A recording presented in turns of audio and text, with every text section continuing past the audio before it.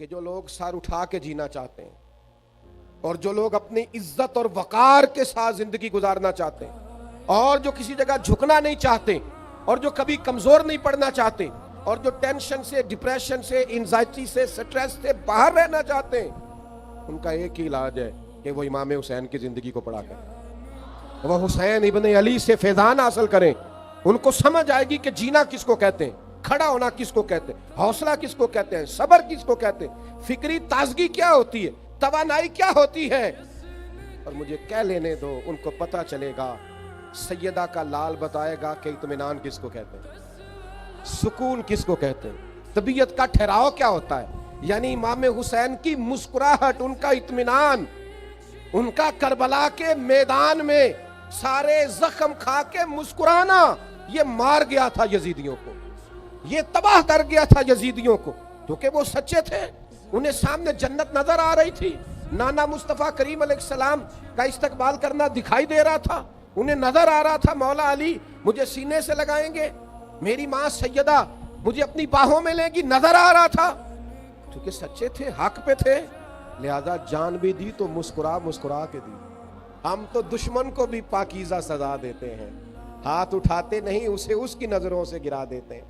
ہے تھوڑا مشکل، مشقت والا یہ جو شمر تھا نا پانی بند کرنے والا اور حضور کی اولاد پاک کو قتل کرنے والا، جب مختار سقفی کی فوجیں اس کے پیچھے لگی نا تو یہ دوڑا مدینے کی طرف، مضافات مدینہ میں دوڑتا دوڑتا دوڑتا دوڑتا ایک ایسے خیمے میں داخل ہوا جس خیمے کے اندر مصلی پہ امام زین العابدین تشریف فرما رضی اللہ۔ کیوں نظر اٹھی امام علی مقام، دکھ بھی نہیں بندے کو بھولتے، دشمن بھی بندے کو نہیں بھولتے، جس نے تکلیف دی ہو وہ بھی اکثر یاد آتا ہے۔ تو امام نے یوں نظر اٹھائی، دیکھا کیونکہ وہ دوڑا آیا تھا، گرمی کا موسم تھا تو سانس پھولا ہوا تھا، تو امام فرمانے لگے پانی پلاؤں؟ دشمن ہے نا، میں نے کہا کام مشکل ہے پر انسان آیا ہی مشقت میں، ذرا اپنے آپ کو مشقت میں ڈالے نا، پانی پلاؤں کس کو؟ جس نے پانی بند کیا تھا۔ تو شمر سمجھا کہ انہوں نے پہچانا نہیں۔ امام اٹھے، مٹکے سے پانی پیالے میں ڈالا اور بھر کے دیا، کہا پی لو۔ پیاس بڑی شدید تھی، وہ پی گیا۔ امام نے ایک پیالہ اور بھر کے دیا، تیسرا پیالہ اور دیا، جی بھر کے پانی پی لیا، تھوڑا سستا لیا، سانس بحال ہو گئی۔ امام مصلی پہ چلے گئے، اسے بھی محسوس ہوا کہ جو فوج میرے پیچھے لگی تھی وہ دائیں بائیں ہو گئی، وہ باہر نکلا۔ کام تو مشکل ہے پر میں نے کہا دشمن کو اس طرح بھی مارا جا سکتا ہے، یہ بھی ہے کردار اور اخلاق کی عظمت جس سے دشمن قتل ہوتے ہیں۔ باہر جا کے نا تو وہ شرم سے پانی پانی ہو گیا، لوٹ کر پھر اندر آیا۔ اسے پتا تھا کہ فوجیں میرے پیچھے ہیں، مرنا تو میں نے ہے ہی، تو ایک سچ نہ بول رہا ہوں جاتے جاتے۔ کہنے لگا زین العابدین شاید پہچانا نہیں، شرم سے گردن جھکی ہوئی، شاید آپ نے پہچانا نہیں۔ تو امام اللہ کا ذکر کر رہے تھے، یوں آنکھ مبارک اٹھائی، فرمایا کربلا میں میرا سارا خاندان تو نے پیاسا ذبح کر دیا، میں تجھے بھلا سکتا ہوں؟ تو جیسے ہی اندر آیا ہے مجھے 6 ماہ کے علی اصغر کی وہ خون میں لت پت لاش مبارک یاد آ گئی تھی۔ تو جیسے ہی اندر آیا مجھے چچا عباس کے کٹے ہوئے بازو اور ان کی درد یاد آئی تھی۔ میں نے اپنی پھپھی کو جن سسکیوں کے وہ اپنے آپ کو سمیٹتے اور صبر کرتے دیکھا ہے وہ کیفیت یاد آئی، اور تو جیسے ہی اندر آیا ہے مجھے اپنے باپ کا نیزے پہ چڑھا ہوا سر یاد آیا تھا۔ یہ کہتے کہتے امام کے پھر آنسو نکلے، آنسو پوچھے تو شمر گھٹنوں کے بل بیٹھ گیا، کہنے لگا زین العابدین پہچان گئے تھے تو پھر پانی کیوں پلایا؟ تو امام نے یوں کر کے آنسو پوچھے، کہنے لگے مجبور بڑا ہوں نا، علی کا پوتا ہوں، میں کروں کیا؟ میں علی کا پوتا ہوں، سیدہ کا پوتا ہوں، میں حسین کا بیٹا ہوں، میرے گھر کا رواج ہی کچھ اس طرح کا ہے، میں اپنی خاندانی وجاہت سے مجبور ہوں، تمہارا کام پانی بند کرنا ہے۔ ہمیں سکھایا گیا ہے دشمن بھی آئے تو پیالے بھر بھر کے پلانا ہے۔ تو اگرچہ مشکل ہے پر یہ مشقت کرنی ہے، اخلاق کو اس درجے پر لے کے جانا ہے۔ ہمارا سٹیٹس نہیں کہ دشمن کی طرح اس کی سطح پہ آ کر اس سے مقابلہ کریں۔ ہمارے استاد صاحب تھے تو کسی صاحب نے نا کوئی مسئلہ ایسا اٹھایا عقیدے کے تعلق سے اور ساتھ اس نے بڑے بڑے غلیظ لفظ بولے، تو استاد صاحب فرمانے لگے جو دلیل اس نے مانگی ہے اس کا جواب تو میرے پاس ہے، میں دے دیتا ہوں، اور یہ جواب ہے دوسرا فرمانے لگے جو زبان اس نے استعمال کی ہے وہ مجھے نہ میرے دین نے سکھائی ہے نہ میرے استاذہ نے سکھائی. یہ لب و لہجہ مومنوں کا لب و لہجہ. اسٹیج پہ بھی آپ وہ بولیاں بولیں گے جو بازاروں میں بولی جاتی ہیں. آپ دینی اور مذہبی اسٹیج پر بھی وہ کلام کریں گے جو گھٹیا لوگ کرتے ہیں, جو انداز درست نہیں ہوتا, جو شان عام مومن کی نہیں, وہ آپ بات کریں گے. تو تھوڑی مشقت کریں, عزیمت کا رستہ اختیار کریں, رخصت پر عمل نہ کریں, تھوڑی مشقت ہو. اس میں تھوڑی سی نا حضرت عبداللہ ذوالبجادین ایک صحابی تھے, کلمہ پڑھ گئے. والد پہلے ہی نہیں تھا, چچا نے پالا تھا. چچا سے کہنے لگے میں نے حضور کے پاس جانا ہے. تو کہنے لگا اگر جانا ہے تو سارا کچھ چھوڑ کے جانا پڑے. کہتے میں پہلے بھی کئی دفعہ سوچ چکا تھا کہ تو یوں ہی کہے گا. اس نے پیسے بھی جیب سے, یہ دیکھو یہ رستہ ہے عزیمت کا رستہ.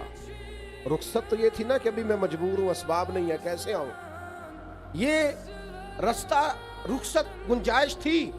چچا نے کہا کہ میں نے چونکہ سارا کچھ دیا ہے, جیبیں خالی کرو, کر دی, کوئی زمین میں سے حصہ نہیں ملے گا. چچا ضرورت ہی نہیں, کہا یہ ہر چیز میں رکھ لوں گا. کہ رکھ لے. وہ سنو نا, راہ عزیمت بھی تو کوئی راہ ہوتی ہے. یہ کیا ہوا کہ میرے پاس 10 کروڑ تھا تو میں نے لاکھ اللہ کے رستے میں دے دیا. یہ بھی تو ذرا دینا دیکھو نا.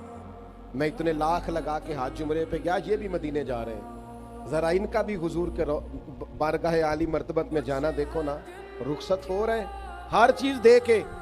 چچا نے پیچھے سے آواز دی, کہا یہ جو کرتا اور تہمد آپ نے پہن رکھا ہے نا, شلوار قمیض, یہ بھی میں نے لیا. اتار کے نا وہ کرتا بھی اور وہ لباس بھی چچا کو دیا. تینوں لب دیا آپ گواچ. ذرا اس فکرے پہ کبھی گھر جا کے غور تو کرنا. سانو اپنی خبر نہیں کوئی, اپنی تینوں لب دے آپ گواچ. اپنی خبر مجھے اپنا ہی پتہ نہیں, ڈھونڈتا پھرتا ہوں اقبال اپنے آپ کو. اب تو آپ ہی گویا مسافر, آپ ہی منزل ہوں میں. اب مجھے میرا پتہ بھی نہیں ملتا. سودا لینے کے لیے بازار گئے ہم, اور ہاتھ اس کے بکے جس کے خریدار گئے ہم. اور ان کی گلی میں ہم ایک کام سے گئے تھے, پھر ہر کام سے گئے. کہا یہ کپڑے بھی میرے ہیں, اتار کے دے دیے. ماں کے پاس آئے, پردے کے پیچھے کھڑے ہو کے کہنے لگے اماں ایک دن پہلے بھی تو میں بے لباس پیدا ہوا تھا نا, اور تو نے لباس دیا تھا تو میں پھر بے لباس ہو گیا.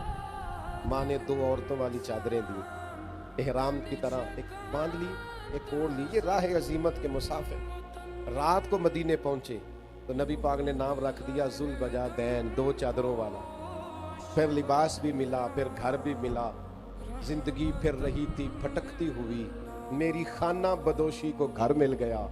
پھر حضور کی عالی مرتبت بارگاہ میں رہنے لگے. پھر ایک دن تیز بخار آیا, پھر روح پرواز کر گئی. صحابہ فرماتے ہو اور راہ عظیمت اختیار کرنے والے اور حضور کے لیے مشقت سہنے والے, اور تیرے نصیبوں پہ قربان جائیں. مدینے میں رواج یہ تھا کہ جب قبر میں اتارنے کی باری آتی تھی تو کوئی قریبی اتارا کرتا تھا, پر ان کا تو تھا ہی کوئی نہیں. کون اترے گا؟ جنازہ بھی حضور نے پڑھایا, اور جب دفن کی باری آئی قبر میں رکھنا تھا تو مدینے والے رسول قبر میں اتر گئے. حضور قبر میں اتر گئے, پہلے لیٹ گئے, قبر کو دیکھا ٹھیک بنی ہے, پھر اپنے ہاتھوں پہ رکھا, پھر قبر میں اتارا. درویش کہتے ہیں میں مر گیا تو فرشتے میری تلاشی لینے آئے کہ کیا لے کے آیا. پسے مردن فرشتوں نے جو تلاشی لی تو کیا نکلا؟ فقط ایک دل کے گوشے سے خیال مصطفیٰ نکلا. نبی کریم نے قبر میں, چونکہ راہ عزیمت کے مسافر ہیں, اگر آپ وہ رستہ اختیار کریں جو رستہ اگرچہ مشقت والا ہے, اگرچہ کٹھن ہے, اگرچہ وہ رستہ مشکل ہے, لیکن بھائی امام علی مقام کا رستہ رخصت والا نہیں. اسے زندگی ہو پیاری وہ یہیں سے لوٹ جائے. میرے قافلے میں شامل کوئی کم ظرف نہیں ہے. آپ کو اگر اس راہ کا مسافر بننا ہے پھر تھوڑا سا نا ہمت کرنی پڑے گی, پھر ذرا پیروں کے چھالے سہنے پڑیں گے. سارا سال موج کرنا اور 10 محرم کو 2 دیگیں پکا کے کہنا میرے نام کا حسینی کوئی نہیں, اس طرح نہیں بندہ حسینی بنتا. یہ تو رستہ ہی بڑا مشکل ہے. میں آج نا جو بھی پنچایت بیٹھتی ہے نا اس میں ہر بندے کہتا ہے جی میں تو جی یزید کے خلاف لڑ رہا ہوں. تو اچھا وہ یزید ہے تو آپ معاذ اللہ حسینی ہونے کے دعوے دار ہیں. میں آپ کو بڑی ذمہ داری سے سوچ سمجھ کر عرض کرتا ہوں, तमाम सहाबा की अजमतों को सलाम, हर एक की कदमों की खाक हमारी आंखों का सुरमा, जहां जहां से वो गुजरे अहले बैत नबुव्वत का हर हर फर्द हमारी आंखों का तारा। और बड़ा मुश्किल काम है हुसैनी बनना, बड़ा मुश्किल, ये बड़ा मुश्किल। यानी अपने हाथों पे 6-6 महीने के बच्चों को अपने सामने रूहों को परवाज होते देखना, कमर टूट जाती है, लोगों के हाफजे कमजोर हो जाते हैं। एक बेटे का जनाजा पढ़ लोग बहकी बहकी बातें करने लग जाते हैं। लोग कहते हैं जब से बेटा गया है ना, इसकी तबीयत और तरह की हो गई। ये बड़ा बोझ वाला काम है। जिंदगी में ना ये रुखसत वाली राहें तलाश करनी छोड़ दें, जरा अगले मोर्चों पे बैठने का शौक पैदा करें। हवा अगरचे तेज आएगी, ये छोटी छोटी मुखालफत होती है हमारे इलाकों में, हमारे ज़हन पे सवार हो जाए। ओ छोड़ो यार, आप राह तो देखो। शिकस्त खाए तो शर्म से पानी पानी हो, दुआ करो कि दुश्मन भी खानदानी हो। आप किसी मजबूत दुश्मन तो अच्छा, आप छोटी छोटी बातों से परेशान हो गए। अपनी जिंदगी में वो राह जो अजीम, ये देखो ना, 2 सहाबा हैं, ओहद की रात है, हजरत साद बिन अबी वक़ास, हजरत अब्दुल्ला बिन जहश रदी अल्लाह ताला। सुबह ना ओहद की जंग होनी थी, तो हजरत अब्दुल्ला हजरत साद बिन अबी वक़ास से कहने लगे, यार सुबह जंग होनी है, दुआ ना कर ले। ठीक है, कर लेते हैं। हजरत साद दुआ कर रहे हैं, कहते हैं अल्लाह सुबह मेरा ना किसी मजबूत दुश्मन से मुकाबला हो, वो मुझसे लड़े मैं उससे लड़ूं। आप दुआ करते हैं और जनाब अब्दुल्ला अमीन कहते हैं, या अल्लाह मुझसे लड़े मैं उससे लड़ूं, फिर मैं इतनी ताकत से लड़ूं कि उसे गिराऊं, फिर मैं तेरे दीन के उस दुश्मन को कत्ल करूं, फिर उसकी ज़िरा उतारूं, फिर उसकी तलवार लूं, माल गनीमत में जमा कराऊं, फिर हुजूर की बारगाह में जाके गोया शाबाशी लूं। कहते हैं मैंने दुआ कर दी, उन्होंने आमीन कह दिया। अब हजरत अब्दुल्ला कहने लगे, चला मैं दुआ करता हूं, तू आमीन। कहने लगे अल्लाह सवेरे मेरा किसी मजबूत दुश्मन से मुकाबला कर। कहा आमीन। हजरत अब्दुल्ला दुआ मांग रहे, जनाब साद आमीन कह रहे। कहा अल्लाह वो मुझसे लड़े मैं उससे लड़ूं। कहा आमीन। ऐ अल्लाह फिर ना इतनी शदीद जंग हो के वो काफिर मुझ पर गलबा पा जाए। यूं आंख खोली हजरत साद, कहा मैंने तुझे तेरी हर दुआ पे आमीन कहा ना, चुप करके आमीन कह। ऐ अल्लाह फिर वो मुझे गिरा दे, फिर वो मुझ पर सवार हो जाए। वो कह रहे हैं आमीन। हजरत अब्दुल्ला दुआ मांगते हैं, अल्लाह फिर ना वो मुझे शहीद कर दे। उन्होंने कहा आमीन। ऐ अल्लाह वो शहीद करके बस ना करे, फिर वो मेरे कान काट डाले, मेरी आंखें निकाल दे, मेरा नाक काट दे, मेरे होंठ काट दे, मेरे बाजू काट दे, मेरा वजूद टुकड़े टुकड़े हो जाए। ऐ अल्लाह जब ये कटा हुआ वजूद लेके और ये हिस्से बखरे हुआ चेहरा लेकर मैं तेरी बारगाह में हाजिर हूं ना क़यामत में, तो फिर फरिश्तों के बीच, औलिया, अंबिया, सुलहा, अतकिया, मोमिनीन के बीच मुझसे पूछे, अब्दुल्ला तुझे क्यों शहीद किया गया? तेरी नाक क्यों कटी, आंखें क्यों निकली, तेरे कान क्यों कटे, होंठ क्यों कटे? तो मालिक बस मेरी इतनी इल्तिजा है, मुझे तौफीक देना मैं कह सकूं। न मेरा जायदाद का झगड़ा था, न कबीले का झगड़ा था, न बरादरी का झगड़ा था। मालिक ये मेरे साथ जो हुआ है तेरे रास्ते में हुआ है, तेरे रसूल के रास्ते में हुआ है। बस मैं चाहता हूं जे तू चढ़े आउते धार भी नहीं, और जे तू विकया इश्क बाजार भी नहीं, एडा सस्ता सौदा प्यार भी नहीं, एडा सौखा लभदा मेरे जी हजरत साहब मेरे नाल बड़ा प्यार करते हैं, तो अल्लाह वाले ने उन्होंने तो काम ही प्यार करना है। तू अपनी हरकतां देख, कई जंगल गाने पैंदे ने, कई दोजख लंघने पैंदे ने, जो इस मुल्लों भी मिल जावे ते इदों सस्ता होर व्यापार भी नहीं। कुछ समझ नहीं आउंदी लोकां नूं, ओह कादे नाल शहीद करे, डिठी यार दे हत्थ तलवार भी नहीं, पर ओदा खाली जांदा वार भी नहीं। दोस्तों ये ना ये रुखसत की राहें ना तलाश करो जी, वो मैं थोड़ा सा कर लूँ, मैं थोड़ा सा रहने दूँ, थोड़ा सा ना। ये देखो जरा, राह मोहब्बत में ना और भी रास्ते आते हैं। कई दफा ना लोग आपको कहते हैं कि आपके महबूब ने तो आपके साथ यूं कर दिया, आपको तो वो मतलब उस तरह से पजीरा ही नहीं, आपका तो वो काम ही नहीं, आपकी तो वहां वो अहमियत ही नहीं। आपको बड़े बड़े रंगों में लोग माज़अल्लाह सुम्मा माज़अल्लाह, यहां तक लोग कहते हैं जी 5 नमाजें पढ़ता हूं, काम तो मेरा फिर नहीं चलता, मैं तो बड़े सदका देता हूं। आपका जहन बनाया जाता है कि आपकी तो कबूलियत ही नहीं, आप तो वहां तक पहुंचे ही नहीं, आपको तो वो मिला ही नहीं। آپ کو تو قربت ہی نہیں. معاذ اللہ تعالیٰ لوگوں کو خیال ہوتا ہے اتنا دین پہ عمل کیا تو مجھے کیا ملا. یہ بڑی شاطرانہ چال ہے نفس اور شیطان کی. ایک صحابی تھے حضرت ابو بصیر رضی اللہ تعالیٰ عنہ. یہ صلح حدیبیہ کے فوراً بعد نا مکہ مکرمہ سے مسلمان تھے, ہجرت کر کے مدینے آئے. تو نبی پاک علیہ السلام نے ایک شرط طے کی تھی کفار کے ساتھ کہ وہاں سے جو شخص اپنے آقا کی اجازت کے بغیر یہاں آ جائے گا اگرچہ مسلمان ہو ہم واپس کر دیں گے, اور یہاں سے اگر کوئی گیا تو وہ واپس نہیں کریں گے. اب بظاہر یہ شرط برابر کی نہیں تھی, لیکن اس کا بڑا فائدہ ہوا. جو مسلمان مکے سے آتا تھا پتا تھا حضور تو رکھیں گے نہیں اور مکے واپس جا نہیں سکتا, وہ تیسری جگہ جا کے بیٹھتا تھا اور اسلام کا ایک نیا ڈیرہ آباد ہو جاتا تھا. بہت سارے مسیابی شہروں میں جا کے بیٹھ کر پورے کا پورا شہر اور قبیلہ ہی مسلمان کر لیا. حضرت ابو بصیر کسی طریقے سے نا مکہ مکرمہ سے مدینہ طیبہ پہنچے. اب حضور نے اس شرط پر سائن کیے ہوئے تھے کہ کوئی مکے سے مدینے آ گیا تو ہم واپس کر دیں. کافروں نے 2 بندے بھیجے کہ جائیں, سرکار کا وعدہ ہے تو ابو بصیر کو واپس لائیں. وہ دونوں آئے, جناب ابو بصیر کو لینے کے لیے نبی پاک علیہ السلام کی خدمت میں عرض کیا, یا رسول اللہ صلی اللہ علیہ وسلم یہ آپ نے وعدہ کیا تو ان کو واپس بھیجیں, تھوڑی دیر کے لیے ذرا غور کرنا. کتنا مشکل تھا سرکار کے لیے آئے ہوئے کو واپس بھیجنا, لیکن حضور نے فرمایا ہم وعدہ کر چکے ہیں, ہم تمہیں مدینے نہیں رکھ سکتے. عرض کی یا رسول اللہ مجھے کوئی شکوہ نہیں, گویا حضور آپ جیسے حکم کریں. یعنی ایسا حکم جو بظاہر عام آدمی کی طبیعت کے خلاف ہو, حضور نے مدینے سے بھیج دیا. مدینے سے باہر جا کے جناب ابو بصیر کہنے لگے لو میرے محبوب کا ذمہ ختم ہوا, اب میں جانوں اور تم جانے. کسی طریقے سے ایک کو قتل کیا دوسرا بھاگ گیا. سمندر کے کنارے اس رستے میں ڈیرا لگا لیا جو رستہ مدینے کو جاتا تھا. مکے جا نہیں سکتے تھے, مدینے آنے سے حضور نے پابندی لگا رکھی.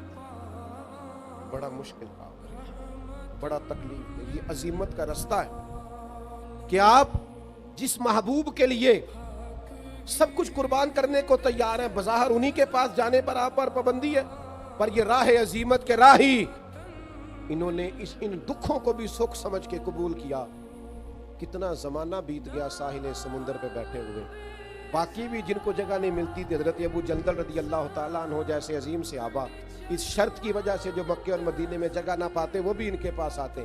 یہاں نہ انقلابیوں کا, مجاہدوں کی ایک جماعت تیار ہوگی. اب کافر یہاں سے گزرتے تو جس طرح وہ مسلمانوں کے قافلوں کو روکتے تھے یہ کافروں کے قافلے کو روکنے لگے. جس شرط پر بڑا اتراتے تھے نا کفار مکہ, اب انہی لوگوں سے وہ پریشان ہوئے کہ یہ تو جگہ جگہ جتھے بن گئے, حضور کے ہاں جا نہیں سکتے, ہم نے ان کو یہاں سے تکلیف دی ہے, قربان جائیں. اب شرط ختم کرنے کے لیے خود حضور کی بارگاہ مہربانی کریں آپ ان کو بلا لیں مدینے. کفار آئے, زندگی کے بھی اپنے رنگ ہیں.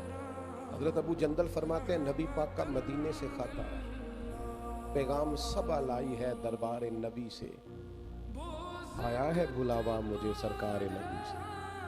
کہتے ہیں حضور کا خط تشریف لایا جناب ابو بصیر کے پاس کہ آ جا مدینے. نبی پاک کا خط آیا, اور ادھر سننا ہو میرے سنگیوں, حضور کا نامہ مبارک آیا, خط مبارک آیا. کہتے ہیں جناب ابو بصیر کو نا حضور کا خط دیا تو حالت یہ تھی کہ وہ چارپائی پہ لیٹے تھے, سخت بیمار تھے, آخری وقت چل رہا. یوں حضور کا خط پڑھا, مدینے آنے کی اجازت ہو گئی ہے. پکڑ اسے چوما, پھر آنکھوں پہ لگایا, اور کہتے ہیں پھر انہوں نے سینے پہ رکھا, روح پرواز کر لے او سجنا اساں توڑ نہیں پائی, جان بھی دتی تے راہ تیرے.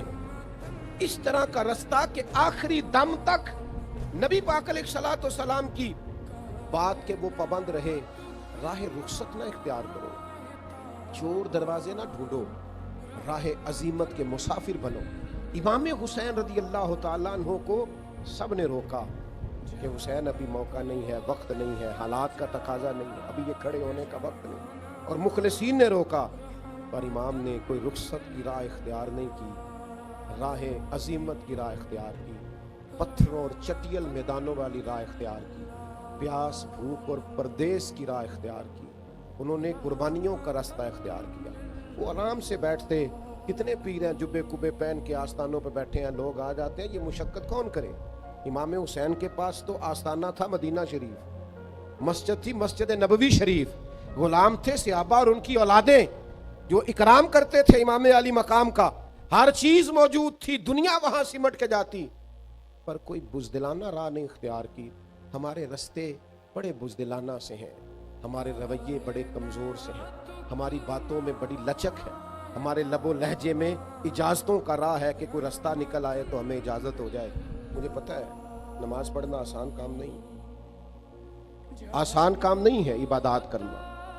یہ قدم قدم پہ شیطان, وہ جو بڑے سیانے ہیں جن کو پتہ ہے نماز ضروری ہے, جو ہر جگہ کھڑے ہو کے کہتے ہیں یار زندگی کا پتہ کوئی نہیں, فلانا بھی چلا گیا فلاں بھی چلا گیا, پر پڑھ پھر بھی نہیں پاتے. یہ آسان کام ہوتا تو سارے مسلمان نمازی ہوتے. اللہ کہتا ہے وَاسْتَعِینُوا بِالصَّبْرِ وَالصَّلَاةِ, اے ایمان والو صبر اور نماز سے مدد مانگو. وَإِنَّهَا لَكَبِیرَةٌ, یہ دونوں کام ہے مشکل, صبر بھی مشکل ہے, نماز پڑھنا بھی. إِلَّا عَلَى الْخَاشِعِينَ, مگر جو اللہ سے ڈرتے ہیں ان پر کوئی مشکل نہیں, ان کے لیے نماز پڑھنا بھی آسان ہے, صبر کرنا بھی آسان. مشقت ہے. مجھے بہت سارے دوست کہتے ہیں میں 4 نمازیں پڑھتا ہوں تو فجر میں آنکھ نہیں کھلتی, تو میں کہتا ہوں فجر والی نماز ہی تو مزیدار ہے.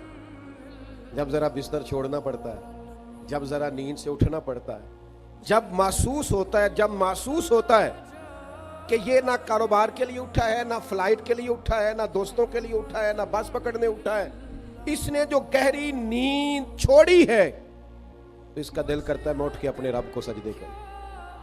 آپ ذرا غور فرمائے نا, اگر یہ مشقت وہ تہجد کے لیے کرے عبادت کی, یعنی عین سحری میں اٹھے, اور حضور فرماتے ہیں اگر جوان اٹھے, نوجوان اٹھے, چڑھتی جوانی ہے, جذبات ہیں, نیند بھی گہری آتی ہے, سونے کو بھی جی چاہتا ہے, گھر میں اے سی بھی لگا ہوا ہے, سہولیات بھی ہیں, پر سارا کچھ چھوڑ کے اٹھا ہے تہجد پڑھنے کے لیے. تو اللہ کے پیارے رسول صلی اللہ تعالی علیہ وسلم فرماتے ہیں جوان آدمی جب تہجد پڑھنے کے لیے کھڑا ہوتا ہے نا تو اسے دیکھ کے رب مسکراتا ہے جو اس کی شان کے لائق.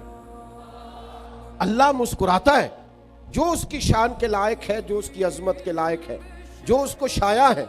سمجھ لیجئے گا اور یاد رکھیے گا, پہلے علم کے رستے کی مشقت, اس کے بعد عمل کے رستے کی مشقت, عبادات کے لیے جد و جہد, تھوڑی سی کوشش کرنا, تھوڑی ہمت کرنا, اور تھوڑی جد و جہد کے ساتھ عبادات کو سر انجام دینا, اور پھر تربیت اولاد کے لیے تھوڑی سی محنت کرنا, کوشش کرنا. آپ کی خدمت میں عرض کروں, ہماری اولادیں ہم سے بڑا ہی سیکھتی ہیں, ہمارے لب و لہجے سے, ہمارے کھانے پینے سے, پہننے سے, اوڑھنے سے.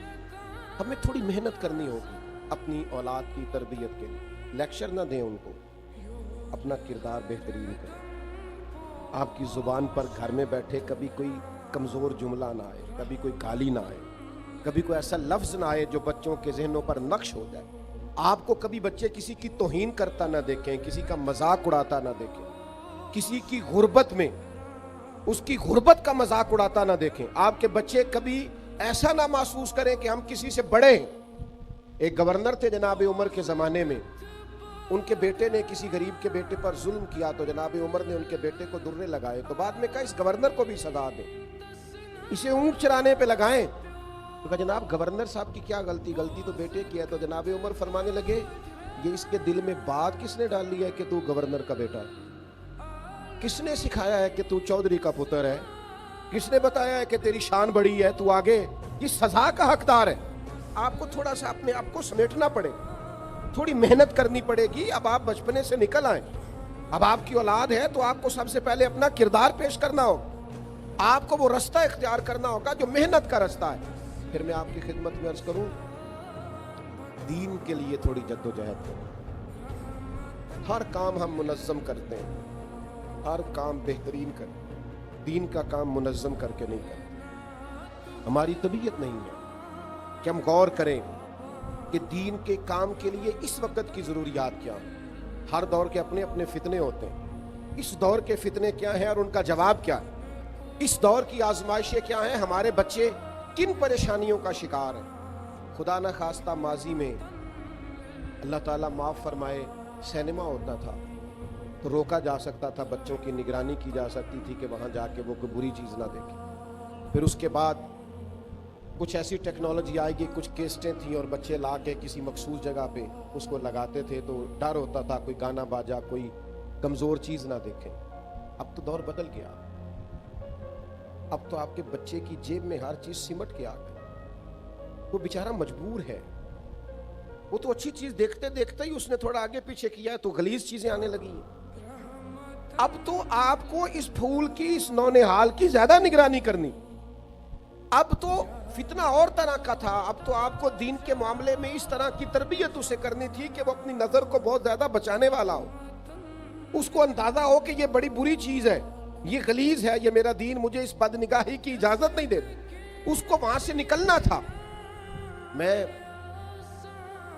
پسند نہیں کرتا تھا, آج بھی پسند نہیں کرتا زیادہ تصویر سازی. میرے قبلہ عالم اجازت نہیں دیتے تھے, ان کا فتویٰ یہ تھا کہ اس سے بچنا چاہیے. آج بھی میری طبیعت نہیں مانتی زیادہ, لیکن جب میں یہ دیکھتا ہوں نا کہ چلو موبائل پہ چلتے چلتے ہو سکتا ہے کوئی میری عاجز کی بات ہی سن لے اور کوئی ٹوٹا پھوٹا جملہ اس کے دل سے ٹکرا کے گزر جائے, چلو اثر کرے نہ کرے, سن تو لے میری فریاد. نہیں ہے داد کا طالب یہ بندہ ہے آزاد. تو میں اللہ تعالیٰ مجھے کروڑ دفعہ معاف کرے اور میرے گناہوں کو اللہ درگزر کرے. مجھے سینکڑوں ہزاروں لوگ زندگی میں ملے ہیں, انہوں نے کہا صاحب وہ آپ کے 2 جملے سنے تھے تو اللہ تعالیٰ نے دل میں اثر پیدا کر دیا تو چھوڑ دیا. تو سوچتے ہیں چلو کچھ سدے باب کریں, کوئی اپنے بچوں کو بچانے کی کوئی صحیح کریں, کوئی جد و جہد کریں کس طرح یہ بچ سکتے ہیں. آپ فطرت کو کچلے نہیں, آپ ان کو صحیح چیز دے دیں دیکھنے کو, آپ صحیح مواقع فراہم کر دیں, دین کا کام جدید انداز میں کریں. آپ غور کریں, اب مدارس کو بھی بہت عمدہ ہونا چاہیے, اب مبلغین کی تیاری بھی جدید فتنوں کے لیے ہونی چاہیے. اب ہماری مشقتوں کا رخ بڑھنا چاہیے, اب ہمیں ایک ایک جوان پر, ایک ایک مسلمان پر محنت کرنی چاہیے. ہم کام نہیں کرتے, جد و جہد نہیں کرتے, سارے کام بڑی حکمت سے کریں گے, دانائی سے کریں گے, اس میں جدت لائیں گے. گاڑیوں میں نئی سے نئی ٹیکنالوجی آ رہی ہے, جہازوں میں آ رہی ہے, موبائلوں میں آ رہی. تو مذہب کے معاملے میں آپ کیوں نہیں جدید انداز اختیار کرتے کہ جس سے لوگوں کو آپ سمجھا سکیں کہ بھئی یہ تمہاری روحانیت ہے, یہ صوفیاء کا پیغام ہے, یہ نبی پاک کی سیرت ہے. آپ کیوں اس طرح کتاب و سنت کا عنوان بیان کرتے ہیں کہ لوگوں کو لگے یہ بڑا مشکل کام ہے, میں نہیں کر سکتا. آپ انہیں بتائیں کہ رسول پاک کا سارا اسوہ نور عمل کرنے کے لیے